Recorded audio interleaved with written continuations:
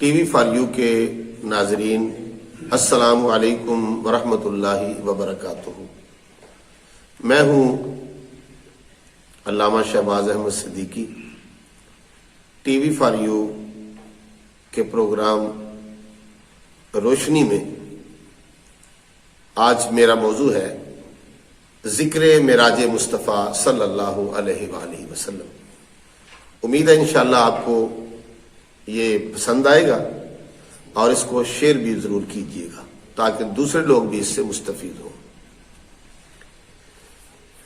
اللہ رب العزت نے قرآن مجید فرقان حمید کے 15ویں پارے کے اندر اور 27ویں پارے کے اندر 15ویں پارے کی سورہ بنی اسرائیل اور سورہ اسراء بھی اسے کہتے ہیں، اس کی پہلی آیت کے اندر، اور سورہ نجم 27ویں پارے میں جو ہے اس سورت کی پہلی 14 آیتوں کے اندر اللہ رب العزت نے نبی کریم صلی اللہ علیہ وآلہ وسلم کے سفر معراج کا ذکر فرمایا ہے۔ معراج جو لفظ ہے اس کا معنی ہے سیڑھی، اور سیڑھی جو ہوتی ہے یہ اشارہ ہوتا ہے پستی سے بلندی کی طرف جانے کا۔ تو اللہ رب العزت نے اس سفر کو لفظ معراج کے ساتھ یاد فرمایا، اور نبی کریم صلی اللہ علیہ وسلم نے بھی اس سفر کو معراج کے نام سے یاد فرمایا۔ آئیے ہم قرآن پاک سے اس کا ذکر کرتے ہیں۔ اللہ رب العزت نے ارشاد فرمایا، سبحان الذی اسریٰ بعبدہ، پاک ہے وہ ذات جس نے سیر کرائی اپنے بندہ خاص کو، لیلا من المسجد الحرام الی المسجد الاقصی، رات کے تھوڑے سے حصے میں مسجد حرام سے لے کر مسجد اقصی تک، الذی بارکنا حولہ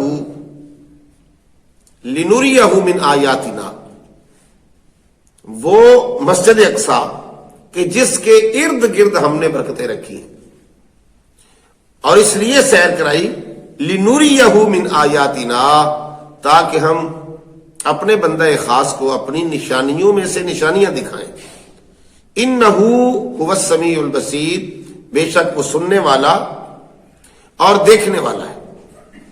اس آیت مقدسہ کے اندر اللہ تبارک و تعالی نے نبی پاک صلی اللہ علیہ وسلم کے معراج پر جانے کا تذکرہ فرمایا۔ اب دیکھیں یہاں یہ بات بڑی قابل توجہ ہے کہ اللہ رب العزت نے یہ نہیں فرمایا کہ میرا نبی معراج پہ گیا، یا بڑی بابرکت ہے وہ ذات جس نے یہ سفر کیا، جس نے یہ سیر کی، بلکہ فرمایا پاک ہے وہ ذات جس نے اپنے محبوب کو، اپنے بندہ خاص کو یہ سیر کروائی۔ تو گویا رب کائنات نے اس سفر کی نسبت اپنی ذات کے ساتھ کی ہے کہ یہ میرے نبی نے نہیں کیا بلکہ میں نے یہ سفر کروایا ہے، اس لیے کہ یہ سفر بڑا عظیم سفر ہے، بڑا بے مثال سفر ہے۔ آقا علیہ الصلوۃ والسلام کے ہزارہا معجزات اس سفر کے اندر شامل ہیں، موجود ہیں۔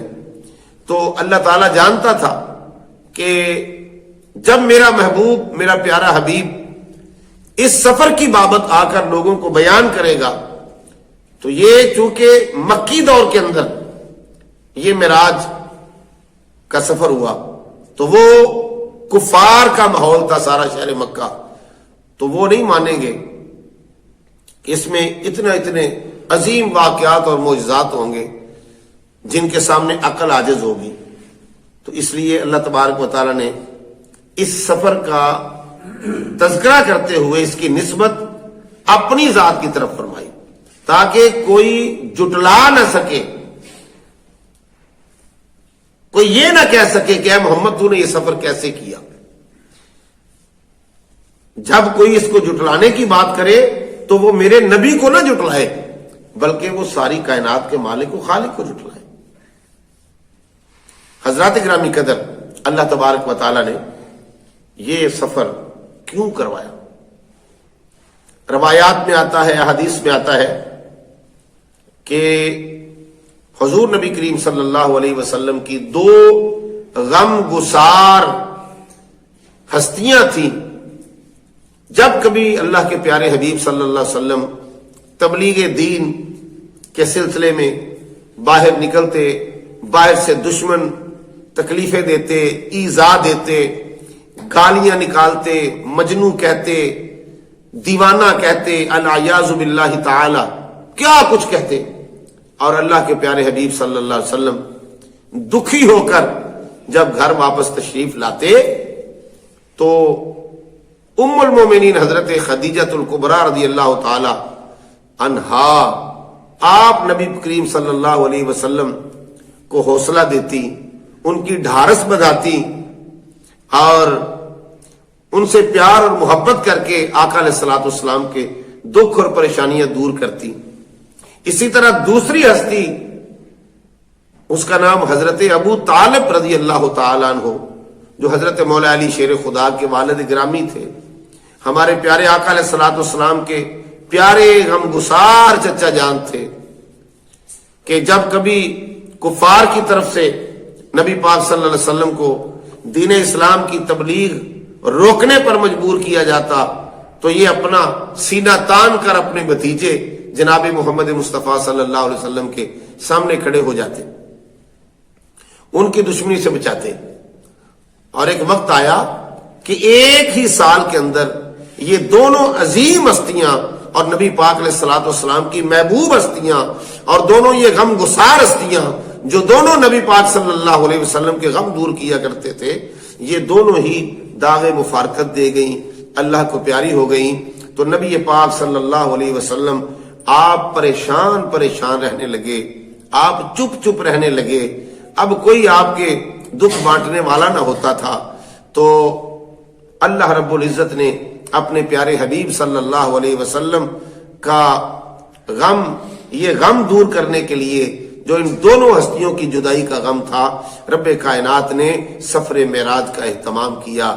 اور اللہ رب العزت جانتے تھے کہ میرے پیارے حبیب علیہ الصلوۃ والسلام کا یہ غم کسی صورت دور نہیں ہو سکتا سوائے اس کے کہ ہم اپنے محبوب کو عرش پہ بلائیں، اور عرش پہ بلا کر اپنے سامنے بٹھا کے سارے پردے اٹھا کے بے حجاب اپنے محبوب علیہ الصلوۃ والسلام کو اپنا دیدار کروا دیں، اور جب میرا محبوب میرا دیدار کرے گا تو میرے محبوب کے سارے غم دور ہو جائیں گے۔ اللہ اکبر۔ اور یہ وہ سال جس سال ان دونوں ہستیوں کی جدائی حضور علیہ الصلوۃ والسلام سے ہوئی، اس سال کو ہماری اسلامی ہسٹری کے اندر عام الحزن کہا جاتا ہے۔ عام الحزن یعنی غم کا سال۔ نبی پاک علیہ السلام نے غم کے طور پر اس کو منایا، غمگین رہتے تھے۔ تو اللہ تعالیٰ نے سفر معراج کروایا، اور قرآن پاک کے اندر اللہ پاک ارشاد فرماتے ہیں کتنا قریب اللہ اپنے محبوب کو لے گیا۔ اللہ فرماتا ہے ثم دنا فتدلى فكان قاب قوسين او ادنى فاوحى الى عبده ما اوحى۔ اللہ اکبر۔ کہ اللہ فرماتا ہے کہ پھر وہ جلوہ قریب ہوا، یعنی کہ پھر ثم دنا، پھر وہ میرا محبوب قریب ہوا جب میرے عرش پہ پہنچا ساری مسافتیں سفر کر کے، فتدلى، پھر وہ رب اپنی شان کے مطابق قریب ہوا۔ اور دونوں کتنے قریب ہوئے؟ سبحان اللہ۔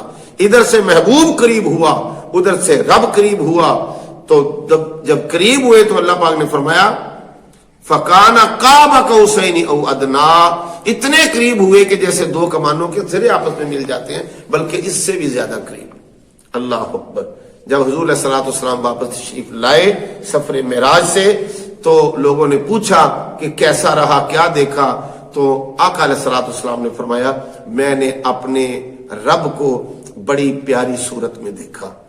تو حضور علیہ الصلوۃ والسلام جب معراج سے واپس آئے تو پھر ان کا یہ غم دور ہوا اللہ کے دیدار سے۔